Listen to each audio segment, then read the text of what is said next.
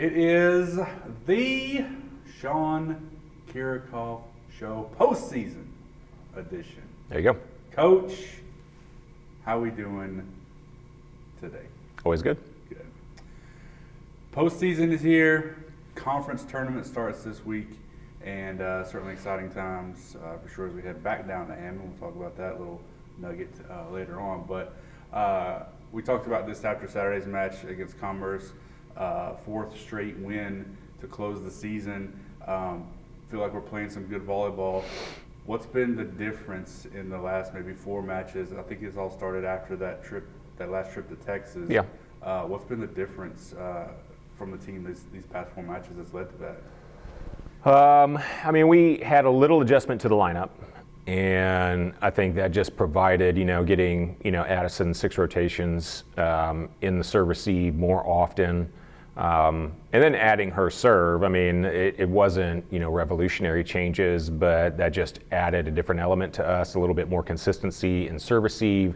She was also, fantastic in middle back defensively.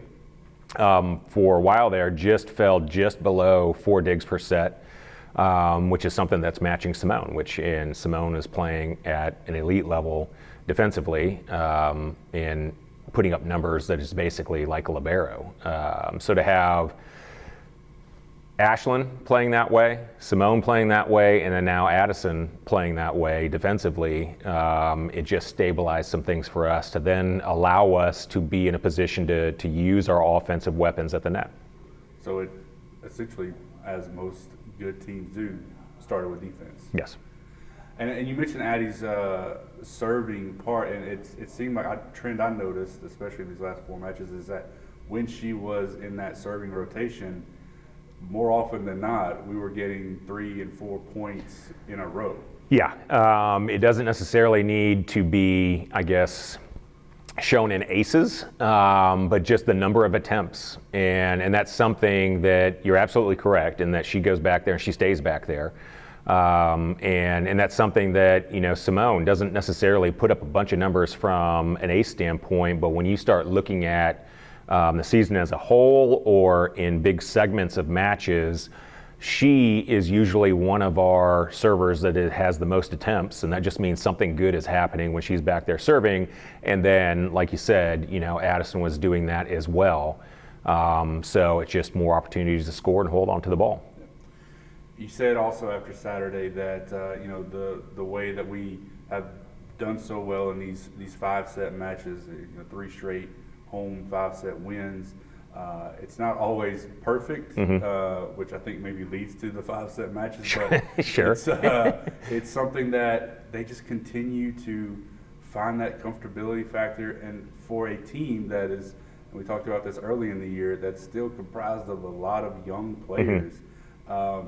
That's just got to be super exciting for even when every point in this conference tournament is magnified even more.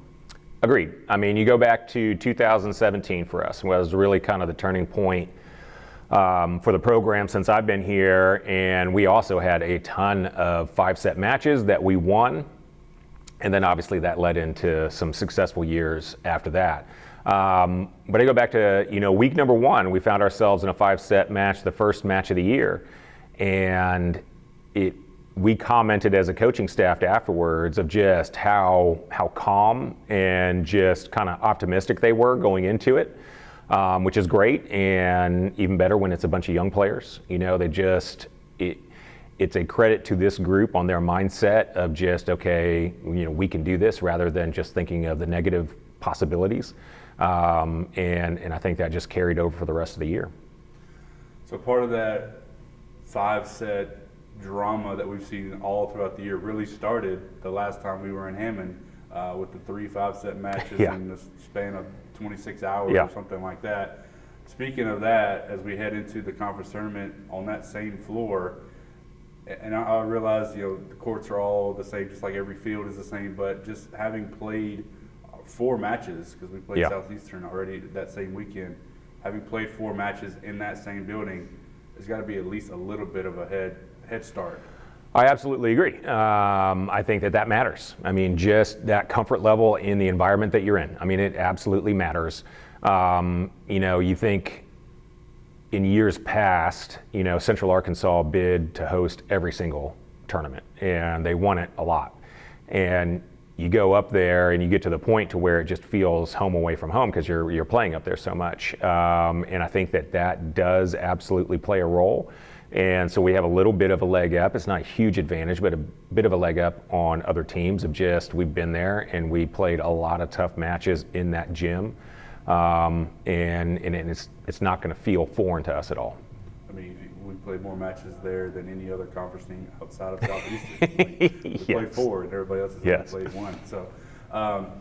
So looking at the match itself, Thursday afternoon, 2 o'clock, you open up the conference tournament against UIW, and that's sort of when we talked about when we played them here last week, how tough they played Houston Christian when they saw them for the 3rd time in the season.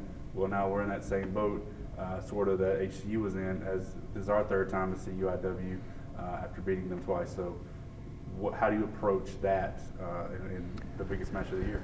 Well, Houston Christian won that match, so we'll depend on that. And UIW throws out a bunch of different lineups, and odds are we may see something different. We saw something different, even when we played them in that 5-set match. And so whenever I'll go back to UNL, when we played them, back to back, and they do a lot of good things. And obviously we played them in 5 sets here and won that one, to be able to turn right back around and to be like, all right, this is what they do. I think we just played better. I mean, just like we talked about in that moment, and like it was practice. And you don't necessarily get that against UIW because they're shuffling things in and out from a lineup standpoint to where there is a different look. You have quality attackers where all of a sudden they're hitting from a different area along the net, which just creates some new challenges to learn how to defend and block. And so I think that throws a wrinkle in when you're talking about a team that you've played several times, but you're not necessarily sure how it's going to look when you see them again. But I mean, we saw that when we were there in San Antonio. We saw it when it was here. Where they would make some adjustments even within the match. So I'm hoping that our girls are in a position to where, okay, we are familiar enough with them to where it doesn't make that big of a difference. And it kind of circles back to what we were talking about at the beginning. It feels like it's an opportunity for our block, which has been great the entire year. I mean, we have closed in on 2 players with 100 blocks this season. Defense has been incredible, especially the last 4 matches.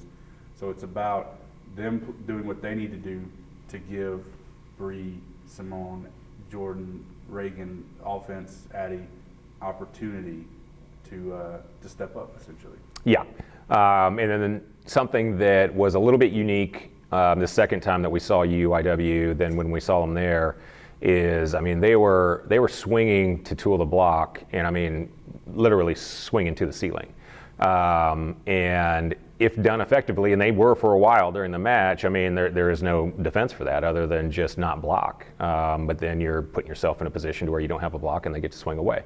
But I mean, it's something that we just have to think and know going into it, and hopefully get in a position to where we're not allowing them to get points that way.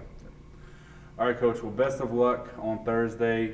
Hopefully the first of 4 straight days of matches. Yep. A good problem to have Yes. to face for sure, if we can hopefully get there. So thanks so much, and we'll see you again soon. Thanks.